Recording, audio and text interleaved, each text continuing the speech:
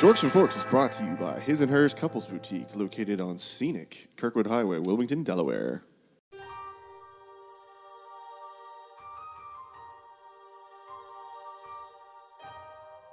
The search for truth through performance is what all actors aspire to achieve. But what happens when the lines between performance and life are blurred?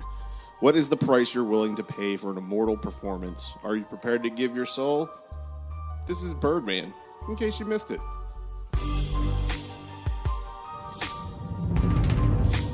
How did we end up here?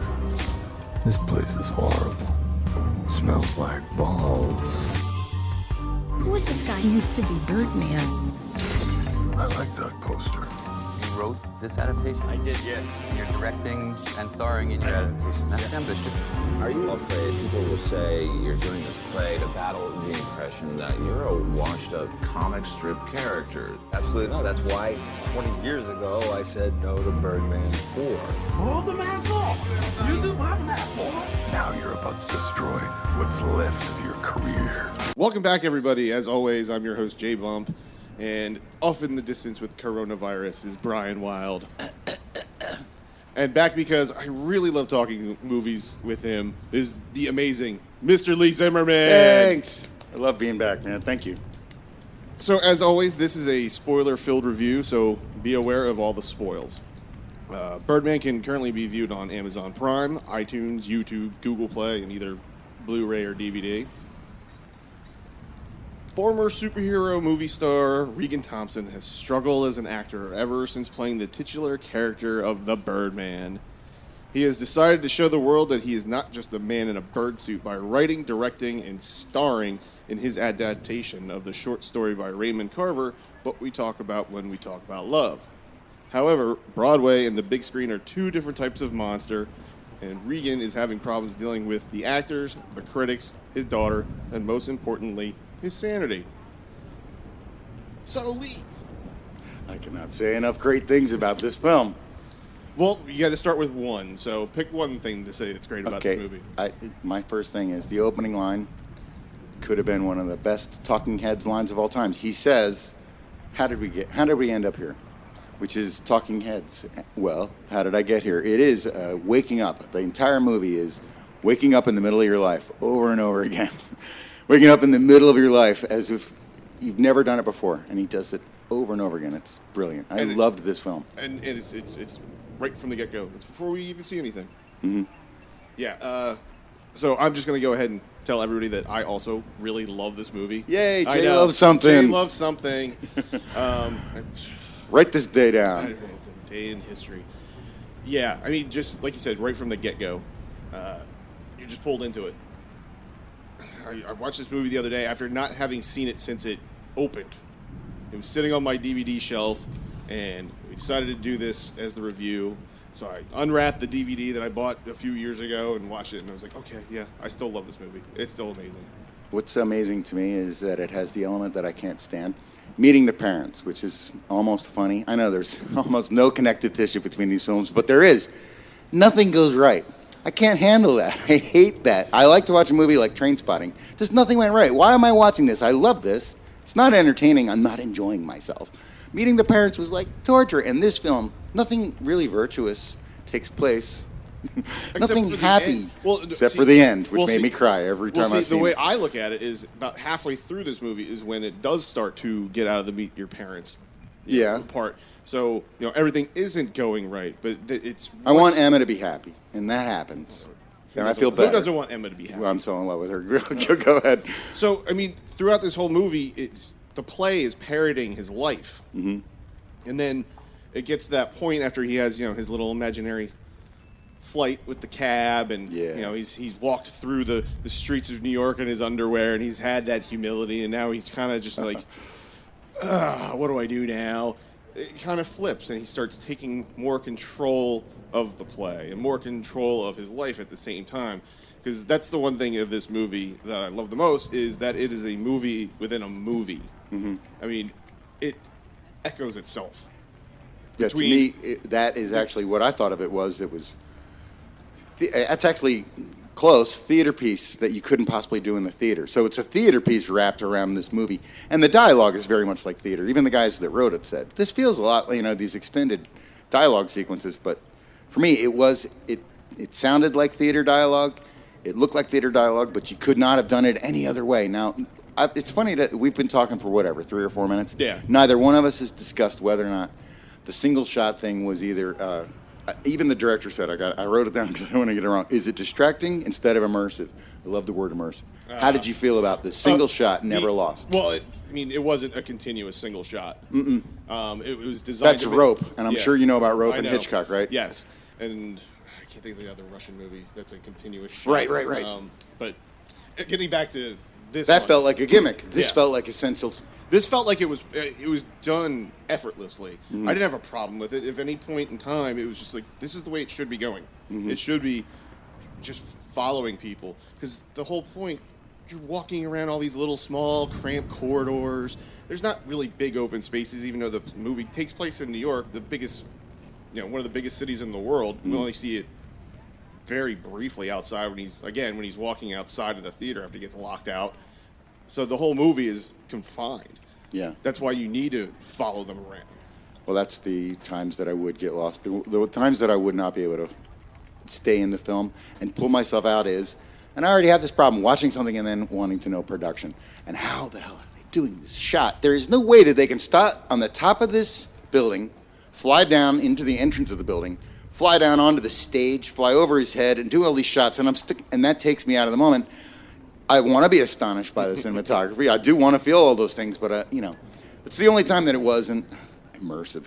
It's more than immersive. It was the only distraction is that it was too good. Yes, I agree. It was blowing me out of the water, thinking, how do you do that? How do you do that? How do you do that? There was times when they were doing certain shots, and it's like, okay, they're following him down the corridor, and he's starting to walk down the stairs, but then it just kind of pans back a little bit and then follows him from afar down the stairs. And it's like, well, you weren't using a crane for that, so how did you do that? Like, the cinematography was, I thought it was sublime. Sublime. Production is, I guess it should stand on its own, and I'm supposed to stand there and go, great film, this is the story, this is the way it looks, but I can't take myself out of the going, how do the actors prepare for this? And I of course, I researched it, and I watched every little bit, even before I knew I was going to do the show, I watched to find out, how the hell do you guys pull this off? And they were all on edge every day. It was like, it was like doing a play, but with so much more. There were 40 people that had to get it right every single shot. Time. Everything about the to me, it's context, but you're supposed to just be able to take yourself out of it. The other thing is, look at everybody gets nailed in this movie. Everybody gets their moment to shine. Editors, critics, writers, theater wanks, movie wanks, everything that there's possible, every single element. The lawyer, Zach, who I usually don't love as much as I loved him in this. Oh, yeah, he's theater. Thank you for saying the last name. Could you do that again? Galifianakis. Look at you go. And that's only 2 beers in, folks. Maybe that's why I can't do it. Galifianakis. Oh, my God. There you go. I can't say Worcestershire sauce either. I can't say that. I just say that sauce. But, yeah, no, everybody did, because that's another reason why I really wanted to do this movie was because I think that this is a perfect movie to review because this movie is a review of so many things. It does. It takes into account so many things that it is. So many things. Like as you said, it's talking about actors, method actors, just whatever. It has inside digs on people like Meg Ryan and other stuff. But dude, I know you're a Scorsese dude. How about this? How many movies have you ever watched where you get to meet the score? You're walking down, the camera walks by the musical score.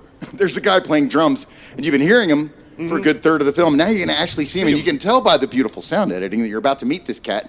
You walk right by him. It's beautiful. It fills up the moment. It's not all they use. They use Mahler and Tchaikovsky, but for the most part, it is set to a rhythm track, and that you never get to do that except for one other guy, Scorsese, with Gene Palma. And I know you're a Scorsese guy, so there, he did it. I don't know, do you think it was in tribute? Because you're walking along the street and you meet Gene Palma again. I think it was, because there's also a couple other little things that I noticed. This second time I was watching this, there was one scene where I think they were paying a nod to Kubrick. Yeah, what?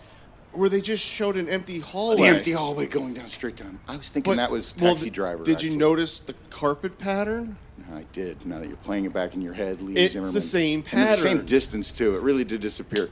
But it Okay. wasn't the same color scheme, but it was that That same pattern. and symmetrical. Yep. Symmetrical is his thing. And I was just like, You know what? I was taken to the Scorsese moment when all the cinematographers on that said, "Why are you panning up the hallway while you're talking to Silver Shepherd on?" Maybe just like you just said, it's trying to pull it all together. I don't know if they were doing it on purpose or if they didn't.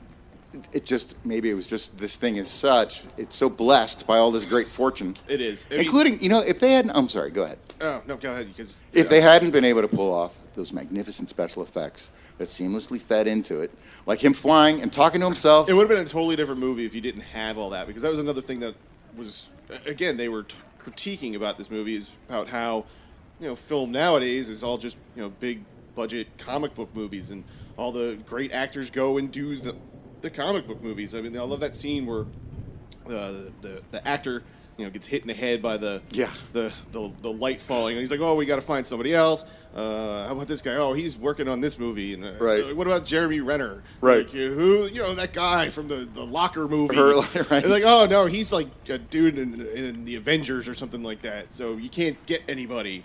And then of course we get introduced to great Ed Norton. Yeah. I loved his role in this. I would watch him in anything and look at him going. Anybody else would have been chewing scenery. For him, it was just as real as it could possibly be. And I bet he's met that guy.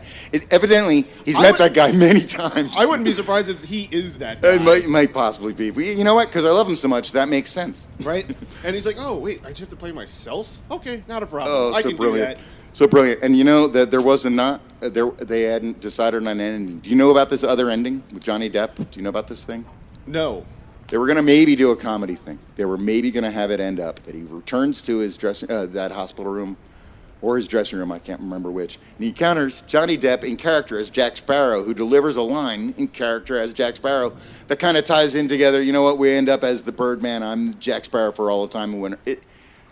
Nobody agreed that it was the way to go. Well, I'm glad so they went didn't. with this other thing. No, is that last shot? I don't know. I'm an emotional cat. When I got to that moment, as I've done every other time that I saw it, she looks up, and I always take it to mean exactly what I think it means, but it's not. It's ambiguous. I'm supposed to remember that not everybody has the same ending.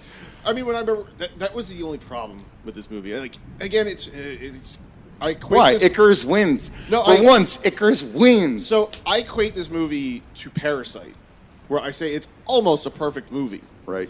Because I would have just tweaked something at the end. I don't think that the ending to this, where she looks up, and we're led to believe that he now magically flies away, and it's like, as you said, Icarus wins. Right. I don't think it really hurt it. It's the problem that most people had with the movie, I think, is Really? the ending, the ambiguous ending. I personally, if I was going to end it, I would have just ended it with the crowd standing over him, looking down after he, shoots his nose off in the play, and there's that great shot where they're all just looking down, and then just applause. He finally made it. He finally got it. Yeah. And the And shot of. If I would have stretched it any further, I would have stretched it with his ex-wife and Zach Galifianakis like in the hospital, maybe reading the review. Mm-hmm. But that's just Well, me. a lot of the storylines didn't dead end on anything, and that he does that a lot. Do you know Gravity? Because I've seen it. I knew to appreciate that it was lush, and I did not give it a chance to actually know the movie. I know what it looks like, and I know that's the cinematographer. Do you know this movie? The Gravity. the Sandra Bullock one. I guess. Okay. Yes, I saw it. Yeah. It was cool to watch. Cool to watch. And It was- experimental. This was more better. Oh, much more better. And this is an editor's film too. You know what we didn't talk about last time? How come it is? Once upon a now that Tarantino has lost Sally, I can never say it, Meinke, his editor. How is it that he's doing better work? I can't believe that. Well, I know you disagree on that, I was but gonna say, I disagree because I think he's not done any better work. Well, then to close the circle, the editing in this, that nobody's probably going on and on about it. How could you possibly have put this film together without like the masters of editing? And I just don't know how anybody. They had to all have the same vision. How the hell did they do that? See it so clearly. You just read the script, and I guess it's one of those passion projects where I guess maybe the director and the cinematographer got together and they're like, look, this is what I want to do with this movie, and this is the look I want to give it, and they both were like, you know what, let's make this fucking movie, and we're gonna do it that way. You can get away with some of that stuff because throughout the movie, there's not a lot of big budget stuff that they No. have to do. that all came, after they shot it all. Yeah. But yeah. What do you have a favorite line by any chance? I wrote down 2. One I remembered anyway. The other one, because I've been on stage, it's when he goes, "Your zipper's down." This is after he's been on stage for a while. I did love Things that have already gone on. But the other, I have another one. Do you have any one line that jumps? So one line that jumped at me was you mistake love for popularity. I don't think it was exactly popularity, maybe admirability. That hurt. That was pain. And Admiration. Admiration, that's what it was. And yeah, don't take that word away. That's a great word now. It stings. How do you know him? We share a vagina. I got to teach one of my Naomi Watts, who. So I never saw Mulholland Drive. I never got around to seeing it yet. Yeah. It's in my wife has it. Apparently, in her writer, I must have a lesbian scene in every movie that I do from now on. What is that? I love her, by the way. The Ring. My favorite scary film of all time. I'm sorry. I'm interrupting you as we do. It's not like we have nothing to say about this film. The lesbian scene in Mulholland Drive is wonderful. Well, we got Laura Herring. Okay, so you might want to reconsider your Mulholland Drive watching, or at least isolating certain scenes. They're so good that a voice that wasn't involved in this conversation, one iota, had to say. I did. What did you say again? Might be the hottest lesbian scene ever depicted in cinema. So is that why she was nominated? She didn't win the Oscar, did she? I know she was nominated for that, I think. No, but she won the Golden Butt Plug. The Golden Butt Plug. Was she in Ass Master 7? No, God. That scene definitely helped me out in a few evenings. Laura Herring was already brilliantly hot, and then in that, and she's the dom. They let her be the dom. Poor Naomi gets her heart broken with her giant nipples you could hang a towel on. Oh, wow. Yeah. Worth seeing, correct? Absolutely. His and Hers on scenic Kirkwood Highway. There you go. Wilmington, Delaware. They might not have that film, but they'll definitely talk about it with you. I'll have to check it out. Yeah. But yeah, Without the wife. Right. Without the wife. Or the wife. Or, no yeah, panties. whatever she's into. It's her copy. Oh, nice. I'm so sorry to the director of this fine film that we brought in all those awesome other topics, but please, is there anything else you have to say? Because I could do this forever, and we shouldn't. We can keep going for a little there is You're one only other 18 thing. minutes in, so. Right? Yeah. Like I said, you go Existentialist film. There's only a couple that are truly, truly existentialist films. My brother is an existentialist, and he had to define it for me. I'm not pretending that I know what it is, but I thought to him, and I don't know if you've ever seen this, Sorcerer by William Friedkin, with Roy Scheider driving nitroglycerin through the back jungles on these bridges that rock. I mean, That sounds really brilliant. familiar. You must see this film. It was unknown, but It's Roy Scheider, so it's really sticking out in history for cinema people. It's Friedkin's best work, and for my brother, when he watched it, he was on his knees. He could not believe that somebody tapped into this Camus thing. Nobody had ever done it like he had. Then there's the movie Her. Existence. What is existence? What is the reality of existence? This movie is the existence. That's I can never pronounce his first name. Mr. Phoenix, the guy who played the Joker, right? Her. Joaquin Phoenix? Joaquin Phoenix. Yeah, that's the movie you're talking about, right? Her. Yeah. Yeah. I never saw it. You're allowed to not see every movie. I know. We're not, genuine. Like you're not strapped in to see everything. I like that about us. Well, at some point, probably should be. I should have, the eyes wide I think open. you should see Sorcerer, though. Do you like Friedkin at all? Yeah. Okay. Well, you should see Sorcerer.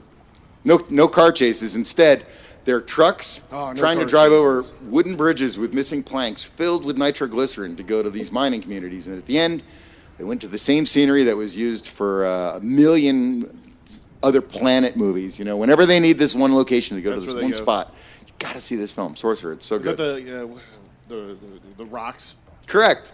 that they use in Star Trek all the time? Correct. I can't think of the name of the place, but Nor I know can the I, mark. and I'm supposed to remember because I brought it up. That was me. I'm a genius like that. Way to go. There are so many great moments in the film that we were talking about. There was one other thing I was going to say. Oh, yeah. My ex did say this. So my ex did know Robert De Niro. And she said of him, with my great admiration, first of all, he's shorter than you think, Lee. That's one thing. Second of all, she taught me what I already knew and everybody knows about the black chick things. The reason he liked her, Deborah Jo auditioned for Raging Bull for the part that eventually went to, it was the wife of the Joe Pesci character. What's her name? She's in Mambo Kings. I love her. Anyway, Deborah and Bobby, that's what he called himself, loves black chicks. And he loved Ola Ray, Playboy Playmate, wanted to meet her. Renee Tennyson, Playboy Playmate, wanted to meet her. And so he would leave messages on her machine, and they got to be friends. And here's what she said. Her takeaway from knowing him and a bunch of other famous people, actors, the really fine ones, I hate to say this out loud, but I think that's what they were saying in this film, are empty human beings. Yeah. And the reason that they could take on these roles and stuff them so beautifully in this package is there's nothing else in there. And I was shocked to hear that. I figured, well, no, they're drawing on all these great things. And she was adamant that one of the things I was admiring is so beautifully represented in this film. And that Edward Norton is a twat. Again, I love him for being a twat. But he personifies exactly what you were just saying. I mean, he literally admits it in the movie. Mm-hmm. He's like, yeah, he does. He's like, there's nothing else to me other than acting. He's like, I'm only myself. Yeah, my best self line? on stage. Yeah, I can do anything on stage. It's Yeah. a great line, boy. And there was a time, boy, oh boy, I noticed some people, and I know that there was a time in my life. Boy, I felt that too. No, there is. There was a time in a performer's life where it's safer on stage than off, and that guy just captured that moment. I know a lot of people that are much happier up there. Jimi Hendrix, my hero, said he was much more relaxed on stage than he was talking to people in a room. It doesn't surprise me. What a brilliant film. What a brilliant film. What a, as you say, a film within a film, but a theater piece within a theater piece. I do not know how they could have done it on the stage, and yet it is the stage. Yes. I mean, again, I'm not even a huge theater person, but I still just appreciated everything that it was. I was like, okay, this is kind of what I expected a theater piece to be, and kind of with some of the behind-the-scenes stuff. Not having been, working on any theater pieces, it was spelled out very well for me. Forget what the other thing that it was up against that year, but they gave the best picture to the right best picture that year. I agree. What was the other one that was up against something that was formidable? Formidable. Formidable. I don't know. No, there was another title, and it was beautifully loved, but I don't. Oh, you mean the other title for this movie? No, for the year in contention for Oscar that year for best picture. I was going to say they gave it to the right film. Yeah, because the other name of this movie, it's called Birdman, or The Unexpected Virtue of Ignorance. Which is the headline from the critic at the end. Yeah. And boy, oh boy, what he does to critics. I've never heard it articulated that way. Oh. Just like, what have you oh, God, I wish I'm not even going to attempt to quote it, but if you haven't seen this brilliant film, see this brilliant film. Yes, just for that. I cannot give it. And then you could use that line that he gives the critic about, what we're doing here. Because, what two people have enough balls to sit around and discuss what other people's art is about? Can you believe such people? Oh. But what I loved about her is, he says all this, and she's just looking cute. at him. She's just looking at him. She's like, "I'm going to trash your play."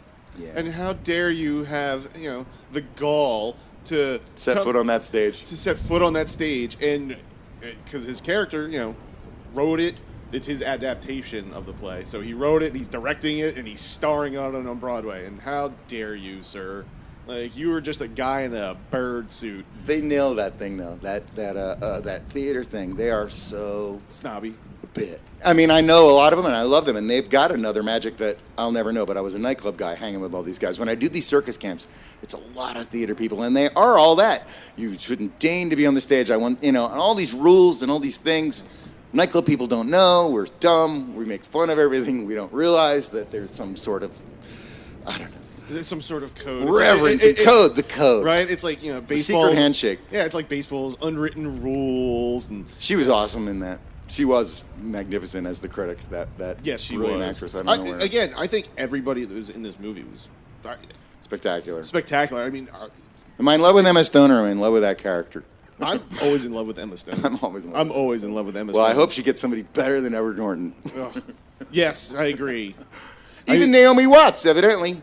Or Laura Herring. Either one. True. And Michael or Keaton. both. A throuple. Michael Keaton's performance, I think it's one of, if not his best work. It's really hard to narrow that down, but I can't see a flaw in that thing, especially in that critic scene. Right. Boy, oh boy, when he takes side, when he switches side on the camera, boy, oh boy, how'd they do that? Okay. Well, it was all right, this film. Let's sum up. It was okay. That's my takeaway. You're okay. So you're going to say it's okay, huh? Yeah. Okay. No, I'm going to go home and watch it again tomorrow because just talking to him like, wow. You know what? And thank God I just sat there and did not try. I wanted to not miss a frame. And thank God because there's so much happening in the back. They left so much there for you. There's so much extra stuff to go and appreciate, like little oboe notes in a symphony. Definitely. I found some on IMDb. I found some fun facts about this movie. Please, Brian if you don't Wild's mind, maybe I'll fun just jump in. facts. So it says here, because of the movie was carefully rehearsed and shot in sequence, editing only took 2 weeks. Whoa. Yeah, that's impressive. It's pretty cool. There are only 16 visible cuts in the entire film. Wow. Makes sense. Yeah. Given the unusual style of filming long takes, Edward Norton and Michael Keaton kept a running tally of flubs made by the actors and actresses. Emma Stone made the most mistakes. Zach Galifianakis made the fewest. He actually did mess up a few lines during the filming, though, but played his mistakes off well enough that the shots were included in the film. Wow. Imagine that. The comedian who's probably very good at improv. Yeah. You have to make that, too, that all these comedians, boy, oh boy, can they act. If you can be on stage like Richard Pryor, like Robin Williams, go ahead, more. Well, similar to how Michael Keaton's Birdman reflects on his earlier role as Batman, Edward Norton's character is a parody of Norton's own reputation for being very abusive and difficult to work with. Hey, I called that one. Yeah. Let's see. I knew I admired him too much to be a wank. Right? Yeah. Wow. The movie was largely shot inside Broadway's St. James Theater. My bad. Michael Keaton and the rest of the cast had to adapt the rigorous shooting style, which required them to perform up to 15 pages of dialogue at one time. Holy moly. While hitting precisely choreographed marks. Holy moly. That Great is- acting. Yeah. Again, it's a Yeah. tribute to what they did on this movie, and it shows. Yeah. Like I said, I mean, Michael Keaton, probably his best work, unless you're, a big Mr. Mom fan. And how long do you think it took that group of actors to pull the whole film off, including rehearsals? I don't know, but they did get to do what they love more than anything. They got to rehearse. They get to do it over and over and over again. So I can't imagine. Please, long I'm not that even going to take I'd a say guess. it was probably maybe only a couple months. It was 2 months. 2 months. The whole film was shot in 2 months, including rehearsals, Okay. and then 2 weeks to edit. Yeah. And then Well, they were all having a blast. Yeah. That Yeah. came across, too, that every single person who Loved got what a they part were in there, doing. like, I can't believe I'm doing Right. this. And the crew is much a part of the fabric as anything else, and I'm sure that maybe they don't feel that. The guy that held the microphone, right where he had to hold it, the gaffer right in the very beginning when Michael Keaton's walking down the hallway for his first shot in the play rehearsal, and some random guy walks by. He's like, "Hey, Riggan." He's like, "Hey, Steve." He's like, "It's Bob." It's Bob. Yeah, that's awesome. No, all those little things. So I have to watch it again tomorrow. If everybody wants to come over, you haven't seen it yet, I'll be watching this again tomorrow. Do you have any more awesome factoids? Maybe just one more. Go.